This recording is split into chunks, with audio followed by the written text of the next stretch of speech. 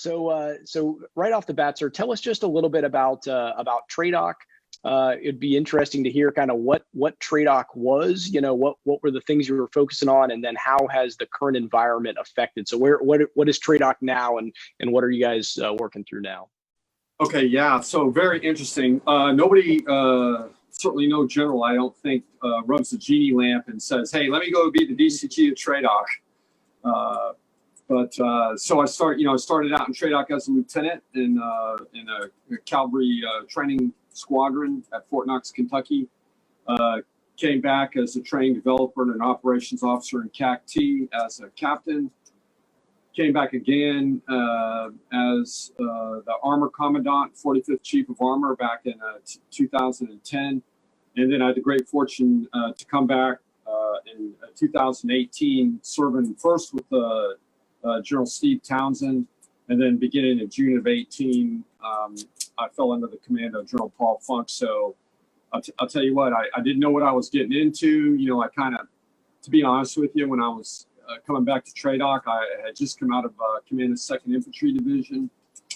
And, I was kind of hoping and scrapping, keep my fingers crossed that, maybe I could, get back into a command. But this is where, the pachinko machine of life dropped me off. And I gotta tell you, Josh, I'm not BSing you here at all. This is the most, awesome assignment I could have helped, could have dreamed for. Most importantly, because General Townsend and I both came into position on the exact same day, which I would not recommend.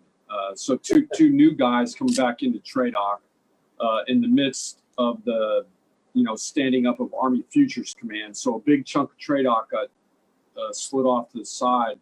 And then under General Murray, that really has accelerated our modernization, which the God of War really helped out the United States Army by doing that, I believe, because we had just been languishing as an army, and for all the right reasons. Money had not been invested, time and effort. So Army Futures Command went that way. General Townsend came in, fresh out of command of Operation Inherent Resolve, that 18th Corps, and he put that, so he came in from 18th Corps. I came in from the Republic of Korea, and so we just put we put the line, our line experience into the great work TRADOC was already doing, and then it just accelerated into some really neat projects, which I'm extraordinarily proud to be a part of, which is the enhanced basic combat training, OSIT, or one station unit training, infantry, armor, and cavalry, moving to 22 weeks. Efforts like that, and then also taking the schoolhouse under the leadership of General Lundy, and now under the leadership of General Rainey, and getting the focus back on the competencies that we need for large-scale ground combat operation. And what's really spinning around in all of this, which is exciting to kind of be in this catbird seat, is the birthing of multi-domain operations. And my neighbor,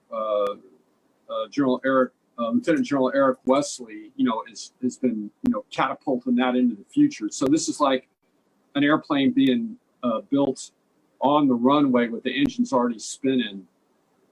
So to say it's an exciting time, to be, I'm not a decision maker. I'm the deputy commanding general. But I've got, it's just this awesome experience of sitting in the catbird seat and watching how the senior leadership of the Army makes these decisions. And then, come January, February of 2020, we just get, slammed in the flank by, COVID-19. And then I'll tell you, it's been a whole new world since then. I've seen TRADOC operationalize. And I got to throw a bone to my friends in the asymmetric warfare group.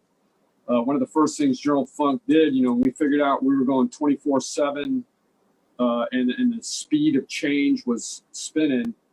It's almost like we're back in a corps or division, COIC, trying to figure out how to grapple with this. And we had, watching the asymmetric warfare group come in and operationalize what is probably 75% civilian organization here. I mean, great civilians, but 25% green suiters about.